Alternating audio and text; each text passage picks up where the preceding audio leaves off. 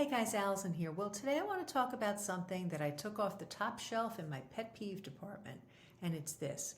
You don't actually have to share every feeling you have. Now, it's going to come as a shock to a lot of people, but you don't have to share every feeling you have. There are people who do, and it can be very destructive. Now, I'm not saying that we don't want to be honest, but we have to be judicious in what we share and how we share it. And this applies especially in our intimate relationships. Now, obviously, in marriage, in a close relationship, we want to be more honest and open, and we need to resolve problems. We have strong feelings, something's bothering us. Sometimes it does need to be discussed, but how and when? What are the parameters? It's really important because I've seen so much destruction done in families, in relationships, in marriages, with children, because we say everything that kind of comes into our minds, or we show it on our face. Some people, they just can't help it. You know right away where they stand. And I think we have to even be mindful of that because it can be sometimes a controlling behavior. So here's what I would suggest. When you have a strong feeling in particular, to stop for a moment and think, what's my goal here? If I share this, what am I hoping to accomplish? Now, sometimes when we're really, in the heat of it, we might say, well, I want to tell them what an idiot they are. They need to know that they screwed that up. Well, how effective is that going to be? All right. That's where I'm saying we need to slow it down and say, all right, what do I want to share? Why do I want to share it? Now, that doesn't sound like you really want them to change. You just want to really tell them they're an idiot. But if you really want to affect change, and particularly in close relationships, you need to find ways to express it where it's going to be well received, and also look at your own motivations.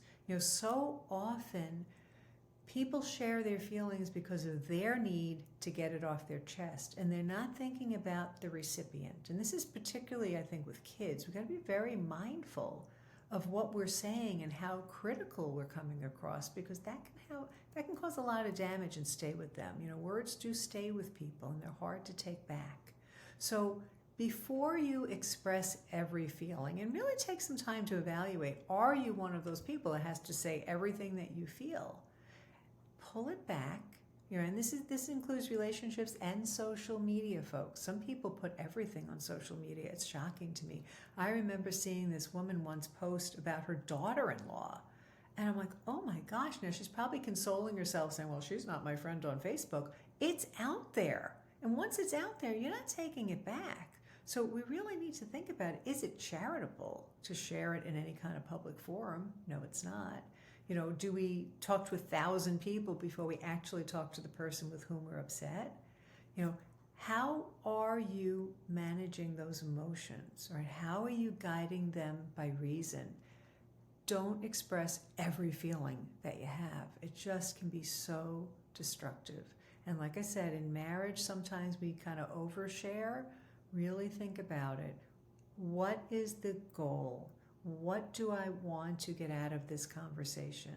And I think the most important thing is when you're really, really upset, to delay conversation. Sometimes if it's a very big issue, talk to somebody, whether it's a therapist, a close friend who can be objective, a priest, somebody who can kind of help you to kind of see it from different angles before you actually attack the situation.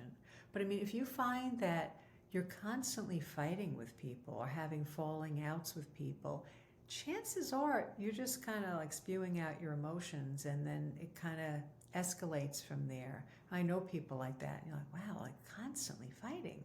Something's not right there. So again, guiding our emotions by reason.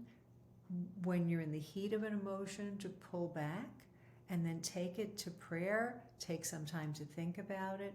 What is my goal? How is what I'm about to say going to be really effective toward that goal? All right, so if I say, you're totally wrong about that. You're such an idiot. That's not going to be an effective approach. But if you say something more like, hey, when you said that, I kind of felt a little bit hurt because, it came across this way to me. So you see how it's an I statement versus a you statement? So instead of saying, you're such an idiot, or you did this wrong, or, I'm upset with you, just say, hey, when that happened or when you said that, this is how I felt.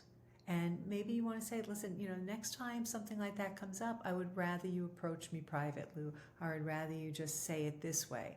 That helps the situation, all right? Because we want to build good, healthy relationships. So again, you don't have to share every feeling you have. Just remember that. Hope that helps. God bless.